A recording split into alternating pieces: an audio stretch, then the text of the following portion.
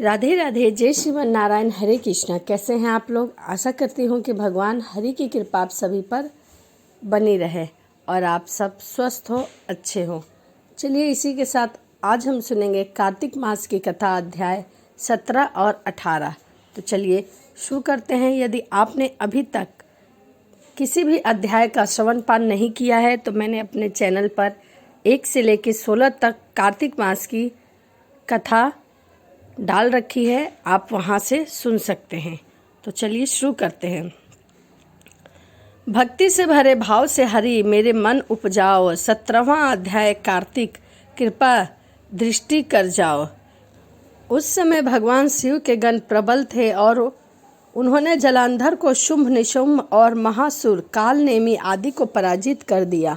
यह देखकर सागर पुत्र जलंधर एक विशाल रथ पर चढ़कर, जिस पर लंबी पटाखा लगी हुई थी, युद्ध भूमि में आया। इधर जय और शील नामक शंकर जी के गण भी युद्ध में तत्पर होकर लड़ने लगे। इस प्रकार दोनों सेनाओं में हाथी, घोड़े, शंख, भेरी और दोनों में सिंहनाद से धरती त्रस्त नस्त हो गई। जलांधर ने कुहरे के समान असंख्य बाणों को फेंककर पृथ्वी से आकाश तक का व्यापक कर दिया और नंदी को 5, गणेश को 5, वीरभद्र को एक साथ 20 बाण मारकर उनके शरीर को छेद कर दिया और मेघ के समान गर्जना करने लगा। यह देखकर कार्तिकेय ने भी दैत्य जलंधर को अपनी शक्ति उठाकर मारी और घोर गर्जना किया। इसके आघात से वह मूर्छित हो पृथ्वी पर गिर पड़ा, परंतु वह शीघ्र ही उठ खड़ा हुआ और क्रोध के मारे कार्तिकेय पर अपनी गदा से प्रहार करने लगा। ब्रह्मा जी के वरदान की सफलता के लिए शंकर पुत्र कार्तिकेय पृथ्वी पर सो गए। गणेश जी भी गदा के प्रहार से व्याकुल होकर धरती पर गिर पड़े। नंदी व्याकुल गदा के प्रहार से पृथ्वी पर गिर गए। फिर दैत्य ने हाथ में परिधि के शीघ्र ही वीरभद्र को पृथ्वी पर गिरा देखकर शंकर जी गण चिल्लाते हुए संग्राम भूमि छोड़ कर बड़े वेग के साथ भाग चले। वो भागे हुए गण शीघ्र ही शिवजी के पास आ गए और व्याकुलता से युद्ध का समाचार कह सुनाया। लीलाधर भगवान ने उन्हें अभय दे सबका संतोष वर्धन किया। तो यहीं पर कार्तिक मास की कथा अध्याय 17वां समाप्त होता है। आइए अब हम सुनेंगे कार्तिक मास की कथा अध्याय 18। लिखता हूँ माँ पुराण की सीधी सच्ची बात, 18वां अध्याय कार्तिकेय, मुक्ति का वरदान।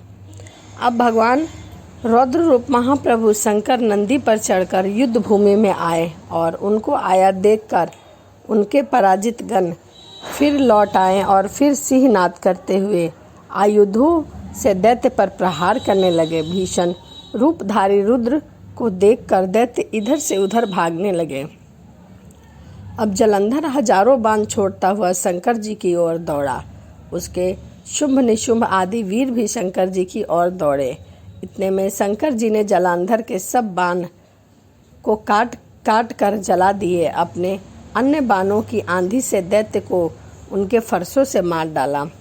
खड़गोरमा नामक दैत्य को अपने फरसी से काट डाला और बहाक की सिर भी काट दिया।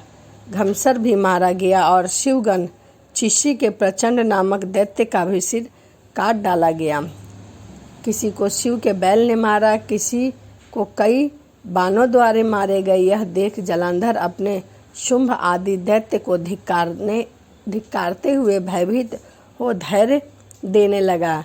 किसी प्रकार से उसको भयग्रस्त दैत्य युद्ध को न आते थे। यह दैत्य सेना पलायन आरंभ कर दिया। तब महायुद्ध क्रुद्ध जलंधर ने शिवजी को ललकारा और 70 बाण मारकर शिवजी को दग्ध कर दिया।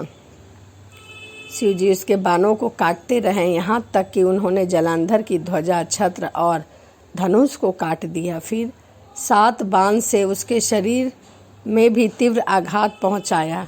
धनुष के कट जाने से जलांधर ने गदा उठाई। शिवजी ने उसकी गदा के टुकड़े टुकड़े कर दिए।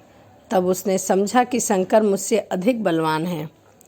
अतः उन्होंने गंधर्व माया उत्पन्न कर दिया। अपने गंधर्व अप्सराओं के गण पैदा हो गए। वीणा और मृदंग आदि बाजों के साथ नृत्य गान करने लगे।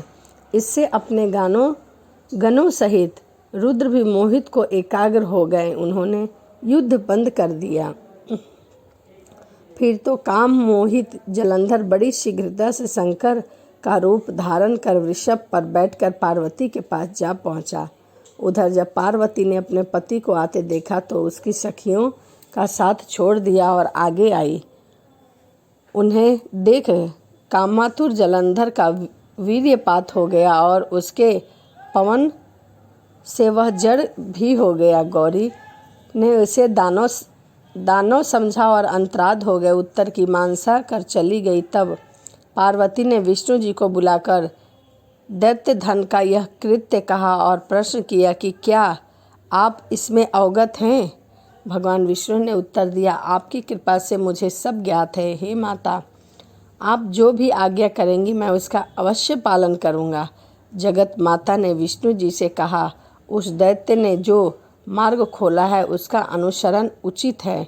मैं तुम्हें आज्ञा देती हूँ कि तुम उसकी पत्नी का पतिव्रत भ्रष्ट करो। यह दैत्य तभी मरेगा। पार्वती जी की आज्ञा पाते ही विष्णु जी उसको शिरोधैर्य का छल करने के लिए जलंधर के नगर में जा पहुँचे।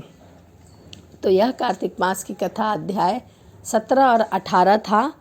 तो वीडियो आपको कैसी लगी कमेंट जरूर करिएगा। तो चलिए इसी के साथ वीडियो को समाप्त करते हैं और मिलते हैं अगली वीडियो में। राधे राधे, जय श्रीमन नारायण, हरे कृष्णा।